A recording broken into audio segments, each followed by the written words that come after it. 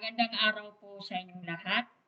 Ako po si Editha L. Pilin, Senior Agriculturist ng Department of Agriculture, Regulatory Division, para magbigay po sa inyo all about plant propagation and nursery management. So sabi dito, what is a plant nursery? A place or establishment where young plants are raised, nursed, and hardened for planting materials.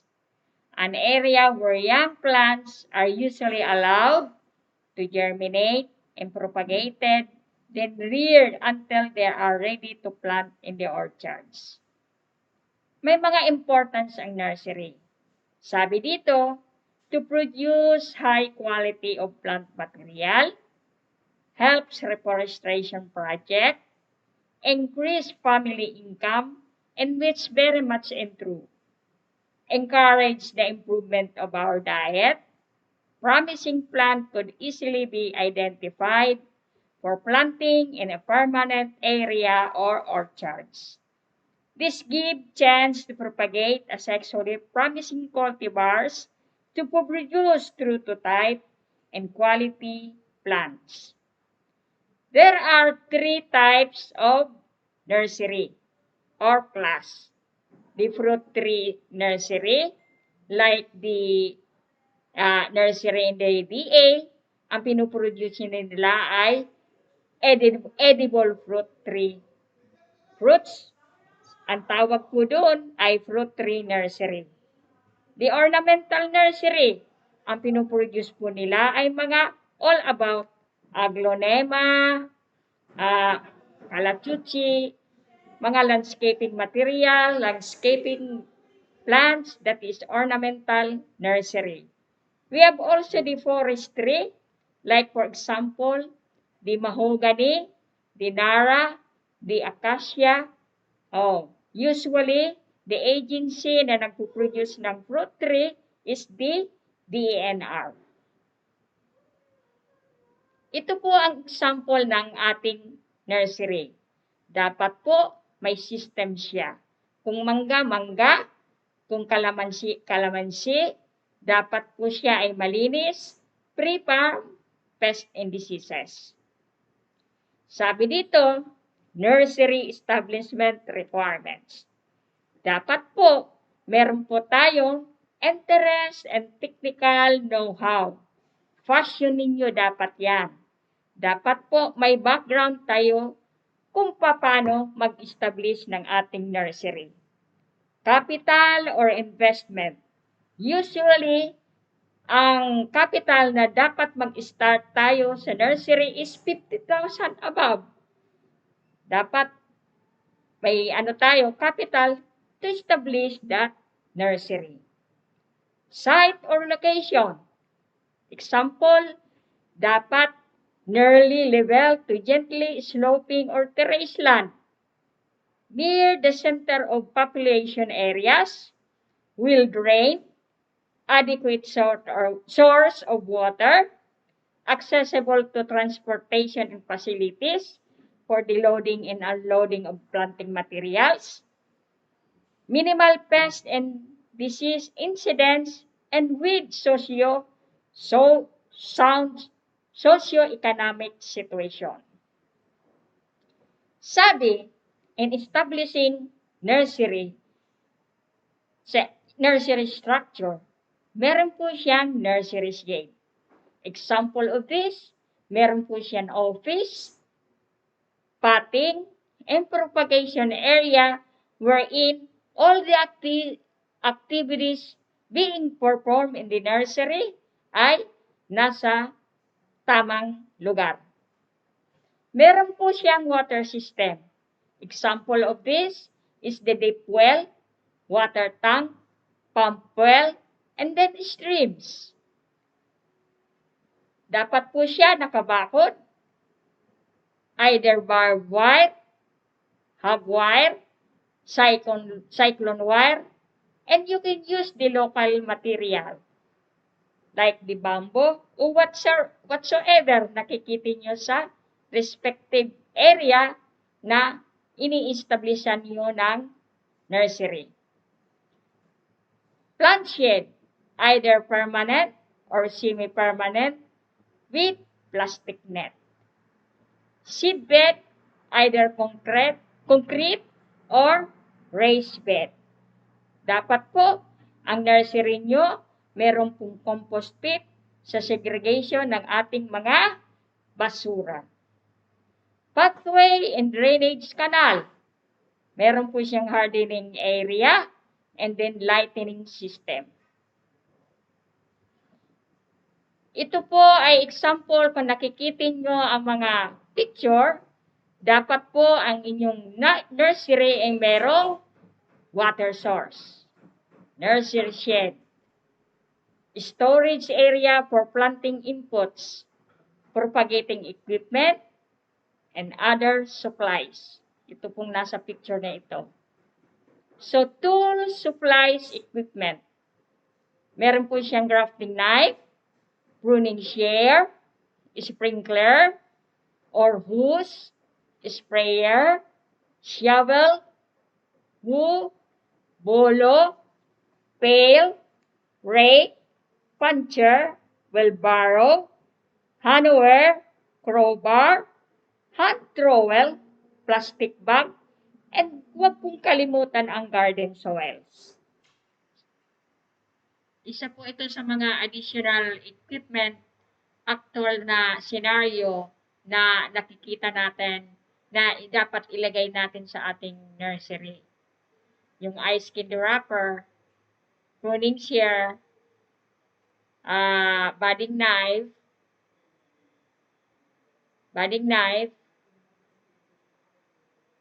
pruning shear na dapat meron tayo dito sa nursery.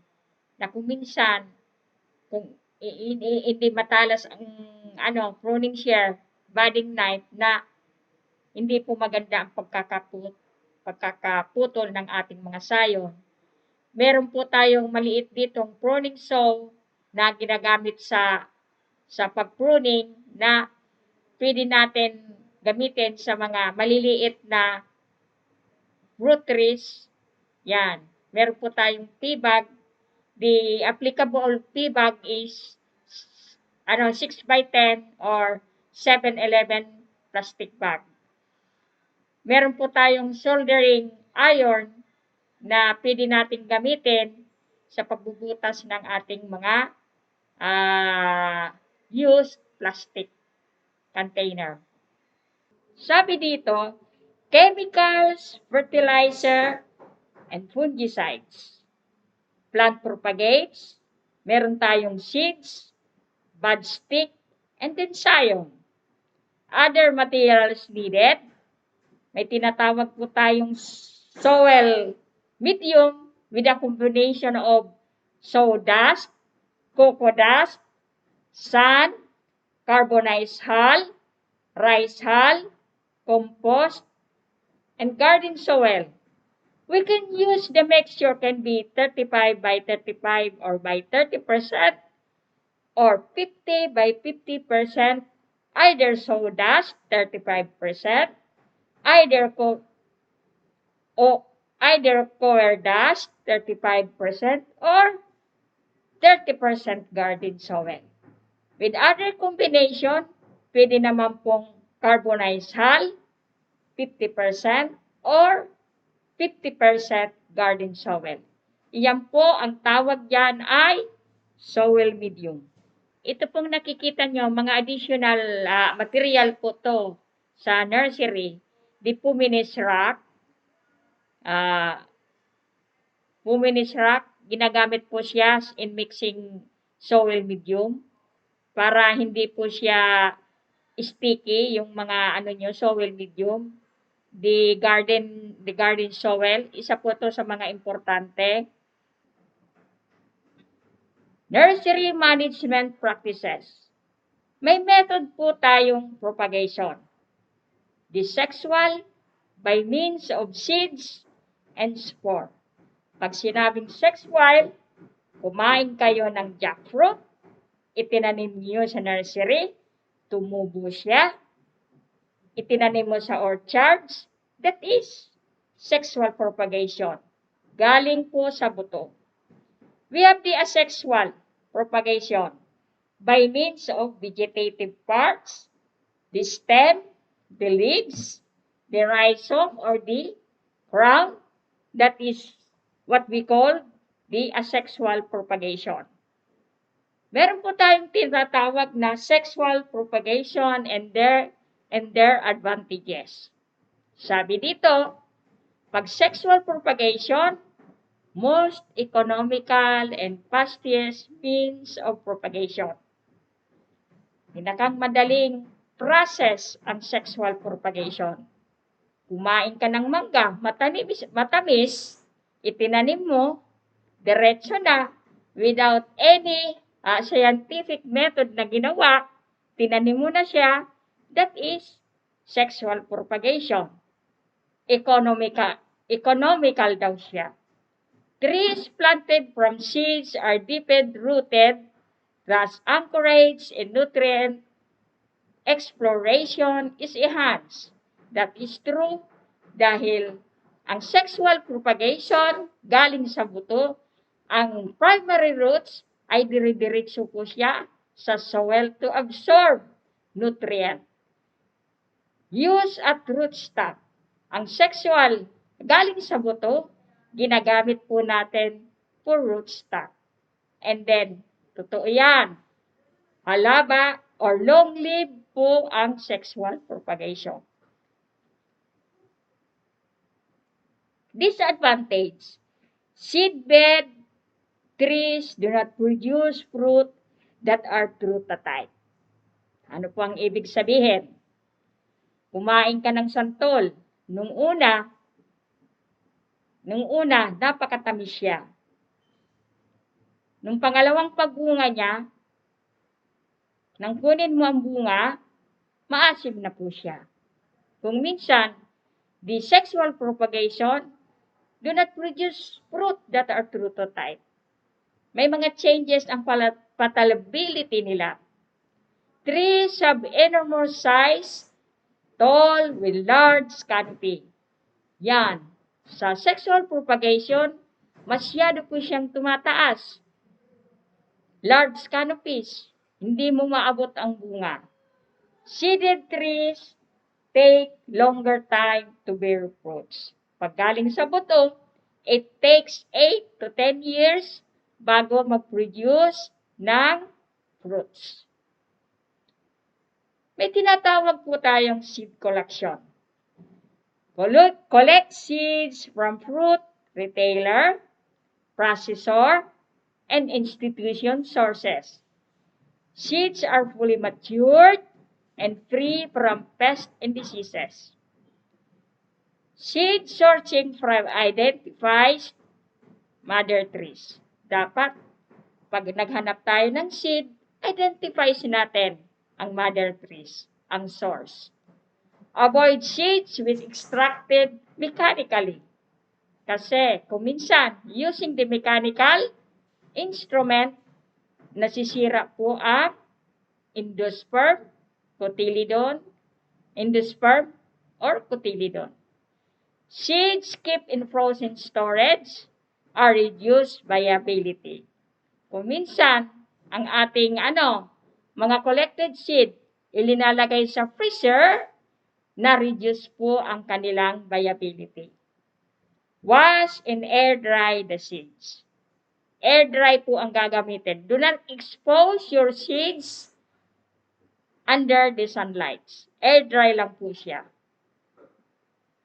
And seedbed preparation, we have the germinating media, sabi ko kanina, for moisture, temperature, and oxygen requirements. Sabi dito, kung gagamit tayo ng sun for drainage and aeration, magagamit po tayo ng part of garden soil, roots, and anchorage. Yan ang purpose. 1 part compost, improves soil texture and fertility. Media sterilization, ang pinakang purpose, kill the disease-causing organism. So, pwede tayong magamit ng hot water treatment. So, i-burn natin ang ibabaw. That is media sterilization. And then, it is advisable to provide plant shed.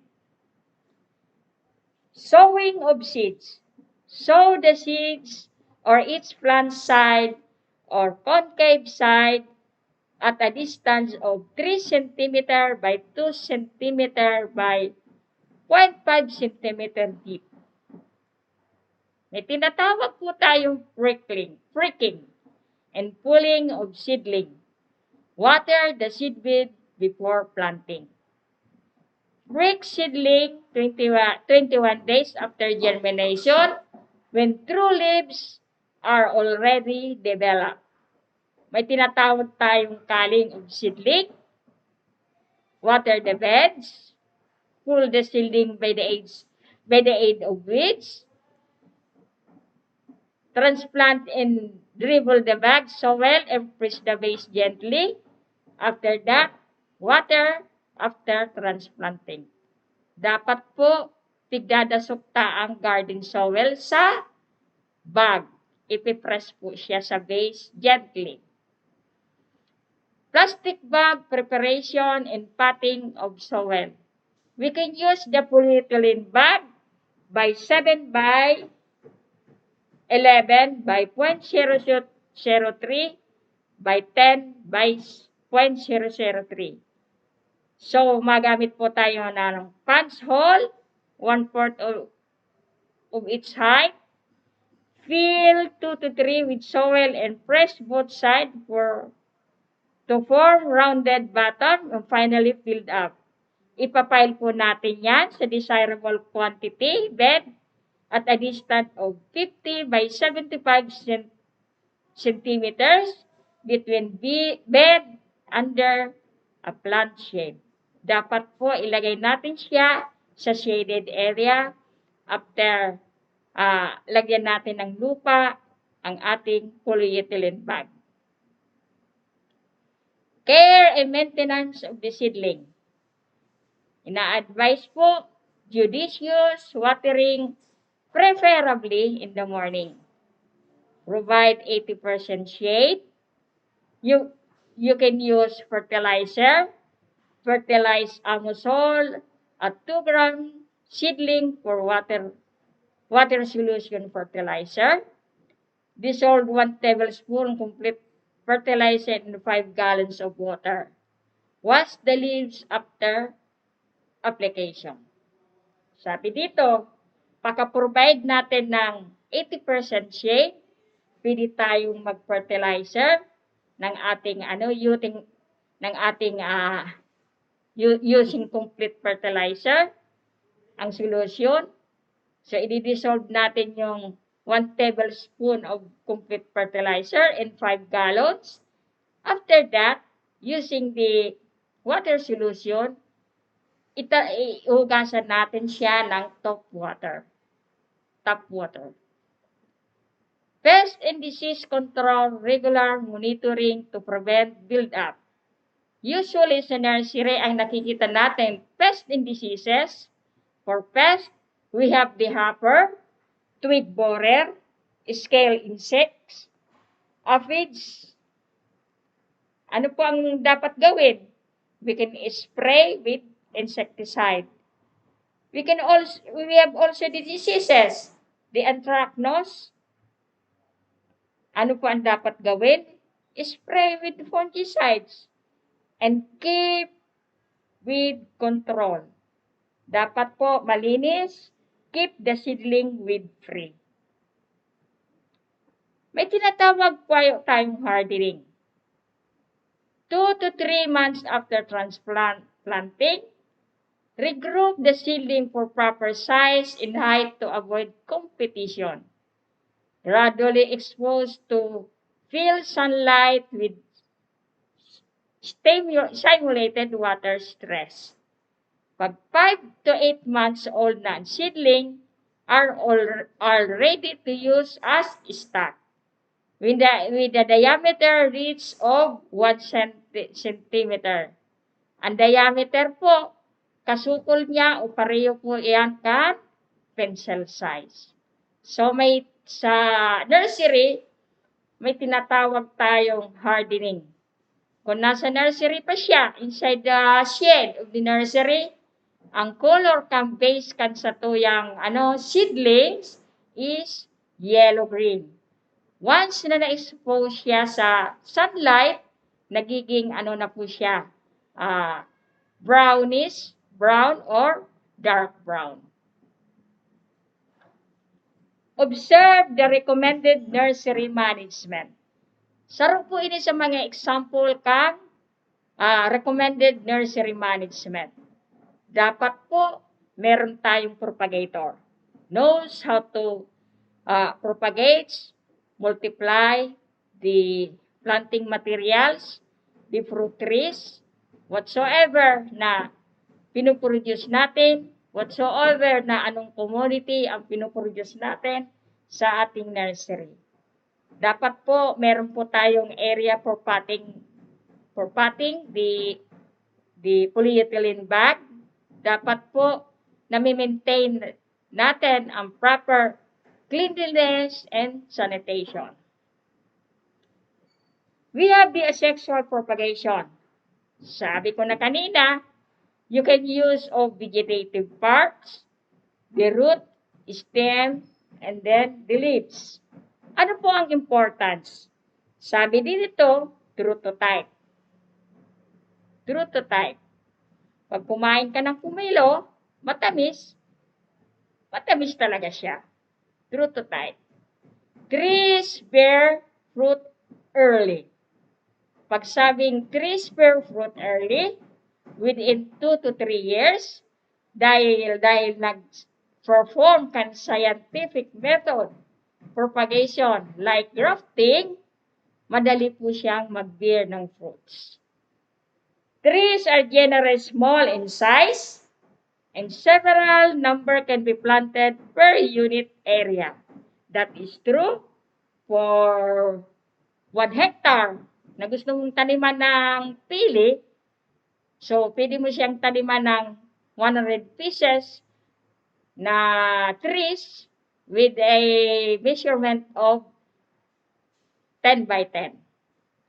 Many of the recommended cultural practices can be implemented without much difficulty, like spraying, cultivation, and then harvesting.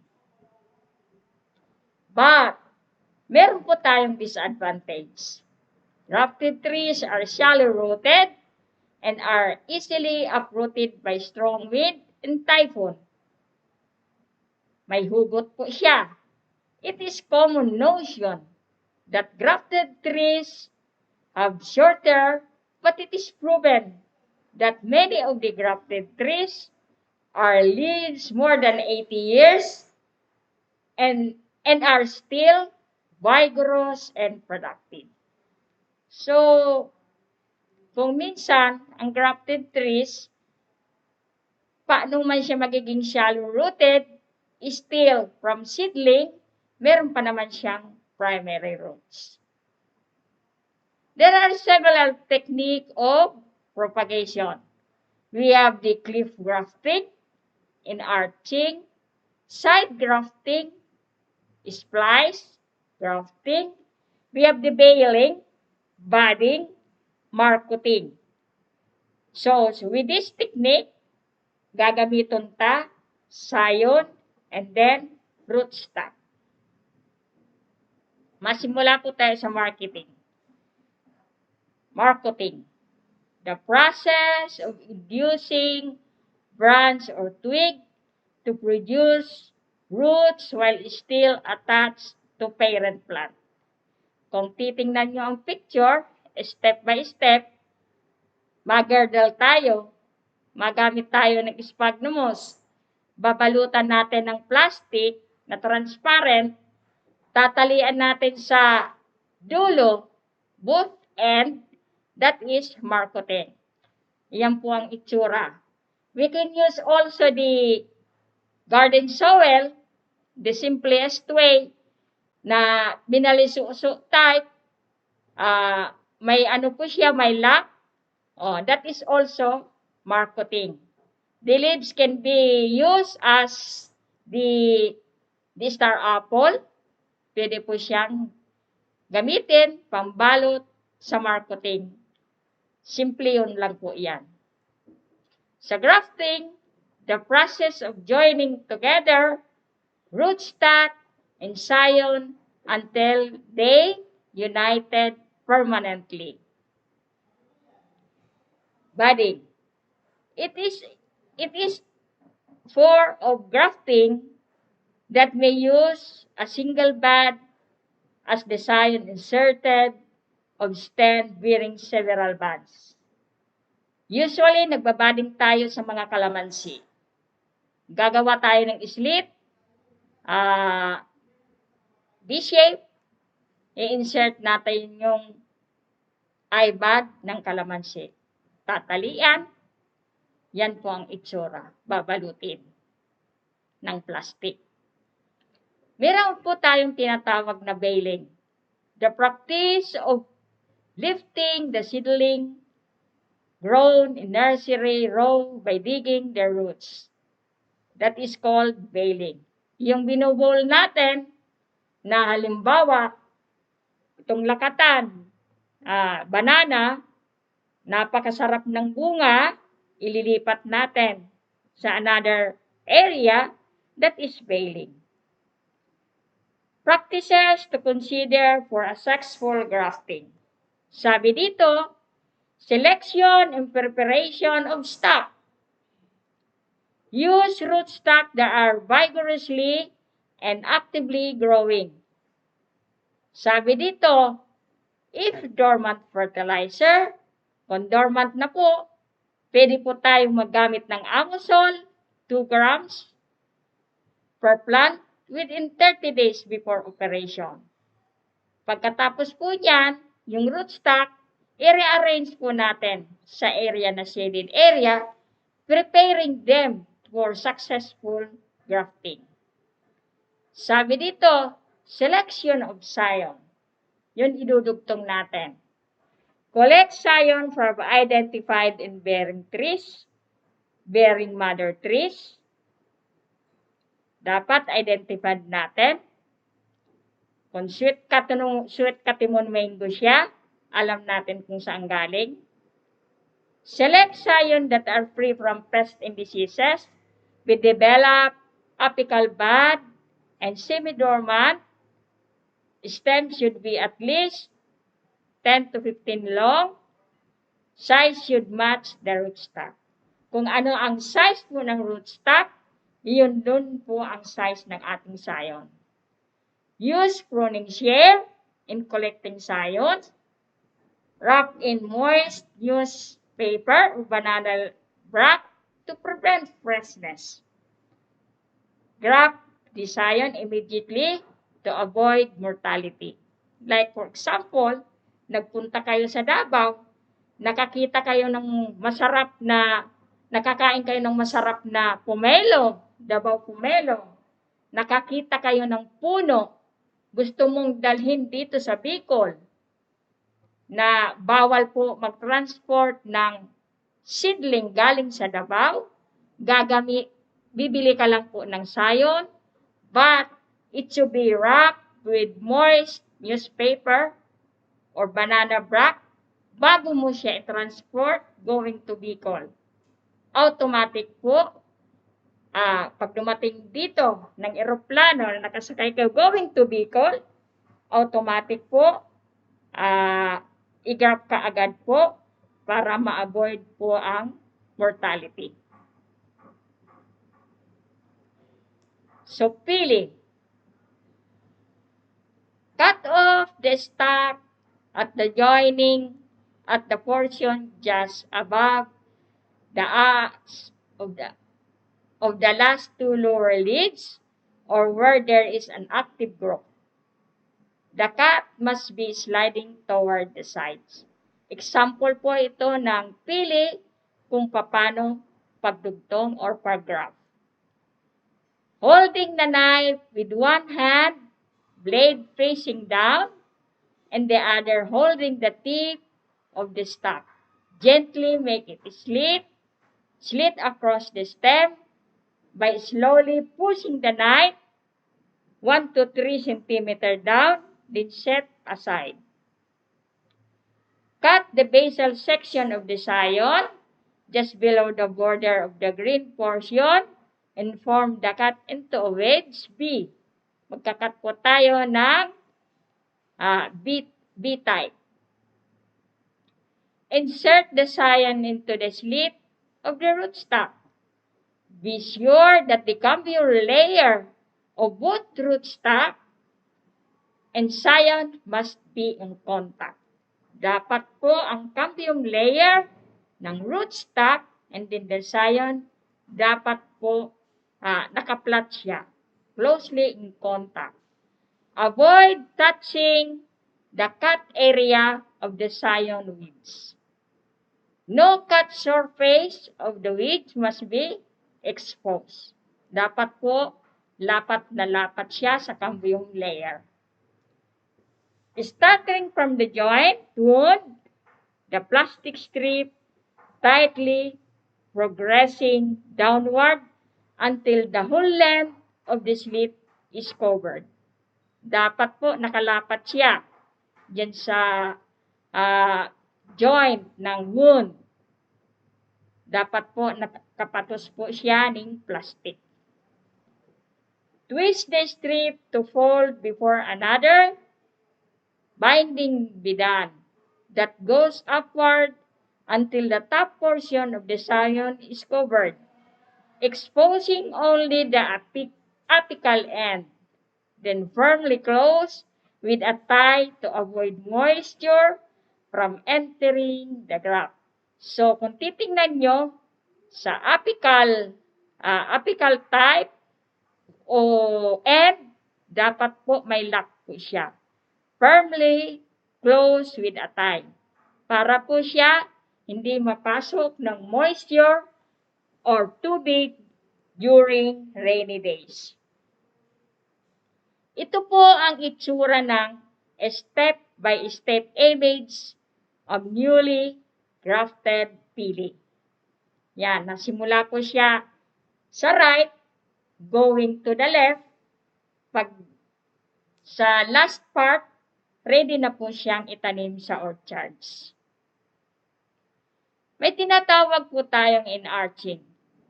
It takes about 3 to 4 months. However, this method is not recommended for large-scale propagation because the operation is slow and laborious. Sabi dito, place the stalk near the scion source and tie it securely to the branch for support. Cut away half of the diameter of the twig at the portion where contact is desired. Unite the two parts together to the wound or facing each other and contact and binding securely using plastic strips. Yan ang itsura po ng enarching. May art po talaga. Kung minsan, yung sa taas, nakukuha natin ang bunga. Maganda po itong pang-exhibit. Ito po ang senaryo na nangyayari na sa atin. Senaryo.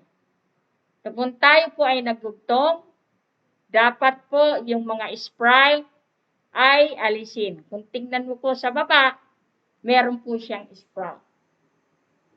Kung malaki na po ang grafted seedling, dapat po inaalis ang sprout.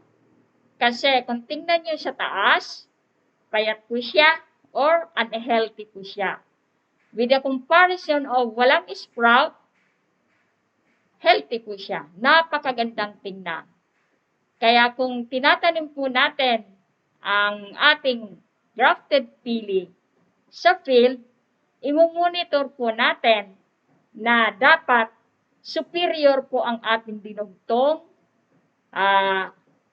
na pili, wala pong sprout na talagang siya and good quality and true to type. Ito naman po ang example ng seedling natin. Kung titingnan natin ang seedling na nasa baba, kung nasa nursery pa po ang seedling, yung nakahiga, so ang kulay niya po ay yellow-green. Pag na-harden na siya, nagte-turn into brownish na po siya. This is the example of budded calamansi. Malinis po siya, wala po siyang water sprout na dapat i-maintain natin ang buds na siya lang ang superior. This is the example of bird nest. Bird nest, the sphagnum. Ang bird nest, ito po ang the best, ang roots niya, yung sa baba, siya po ang ginagamit for marketing. Ang tawag po doon ay sphagnum, na very efficient, very effective po siya sa marketed process. Madali pong lumabas ang root system niya within 10 to 15 days. Kaya ito pong sphagnum galing po to sa bird nest. Marami po niyan sa albay. That is example of marketed roses using the sphagnum. Plants and their corresponding method of propagation. Sa fruit trees, we have the attis, common method of propagation, budding and arching or by seeds. Sa avocado, patch budding, cliff grafting, or by seeds. Sa banana, sucker or rhizomes. Sa kaimito, in arching, marketing, or by seeds. Sa kasoy, pwede siyang i-market, i-enarch, pwede sa buto. Sa chico, pwede siyang i-market, i-enarch, cliff grafting, or by seeds. Sa citrus, shield budding, marketing, or by seeds. Sa duhat, marketing, enarching, or by seeds. Sa grapes, cutting, marketing, or budding. Sa guyabano, grafting, marketing, or by seeds. Sa guava, the method, marketing, patch budding, or by seeds. Sa jackfruit, marketing, or by seeds. And then, sa lanzones, cliff grafting, or by seeds. Another, sa mapolo, we have the enarching, marketing, or by seeds. Sa mangosteen, by seeds. Marang, by seeds. Papaya, by seeds. Pineapple, sucker, slips or crown. Rambutan, patch budding, marketing. Ceremas, root cutting or marketing. Santol, grafting, patch budding or by seeds. Cereguelas, grafting, patch budding or by seeds. Sa strawberry, stem cuttings or by runners. Yan po mga common method of propagation of different fruit trees. Care and maintenance. Provide shade to newly grafted seedling. Dapat day siya pag-expose sa sunlight. Dapat nasa shaded area siya. Water at the base only after first 2 weeks and regular the following weeks. Only the base. Do not water the whole body kasi kung minsan you are using the hose, masyadong malakas ang volume na di-destroy ang newly grafted na dugtong, kaya marami ang mortality. Fertilize with ammosol 2 gram per plant within 3 weeks after grafting. Remove plastic tape at the top 2 to 3 weeks after grafting when buds have developed incumbial contact completed, i-remove po na natin ang plastic.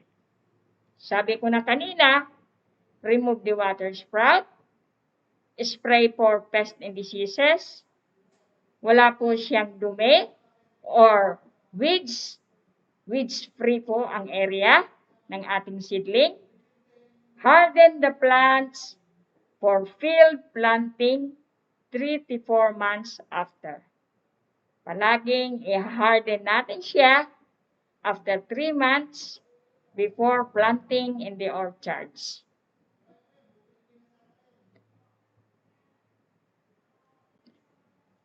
Meron po tayong procedure sa cliff grafting.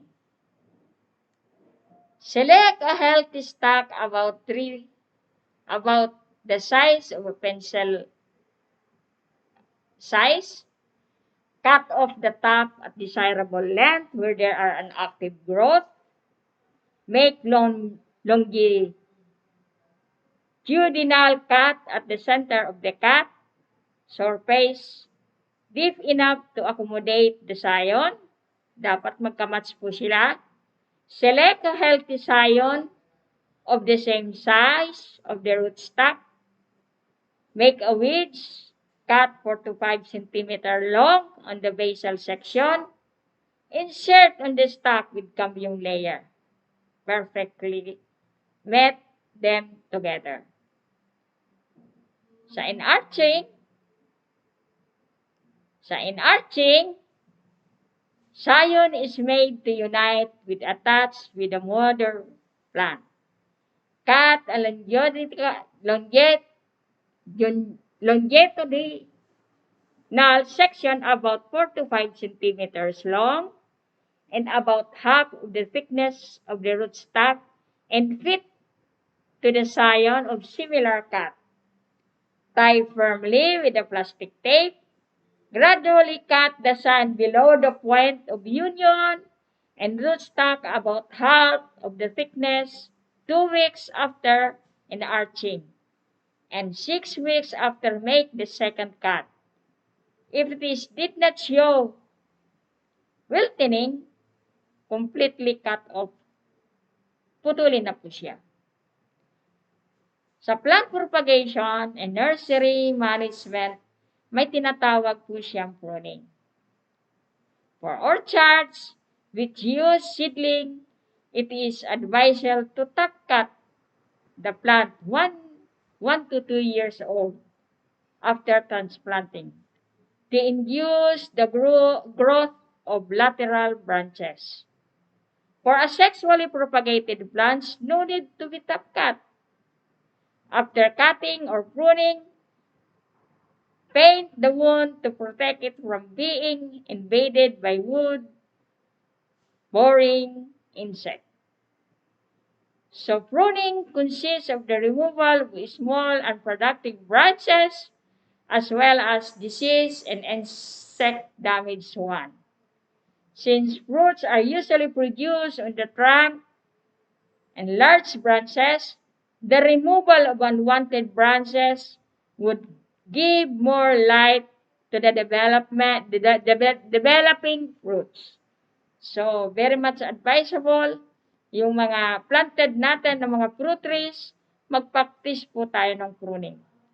At the same time, para maging maganda, ma-develop, matamis, malalaki, ang mga fruits na i-harvest natin. Usually done after harvest to prepare the tree for the next bearing season. Pruning helps increase fruit production, improve quality of fruits, attain desired size and shape of the crown, eliminate undesirable branches, and achieve dwarfing effect to enable the trees to be resistant to lodging. Sabi dito, removal of unnecessary branches, excess, old and dead branches, and undesirable sprouts. Pruning regulates the height of the plants, facilitates harvesting and other field operation, promotes better aeration and light penetration. This is best done before general flowering or after harvest. Lalong-lalo na po sa mangga, pagkatapos po ng harvest time ng ating mangga, automatic po mag-pruning po tayo. For the preparation for the next flowering of our mango plantation. Yan lang po ang masasabi ko all about plant propagation and nursery management.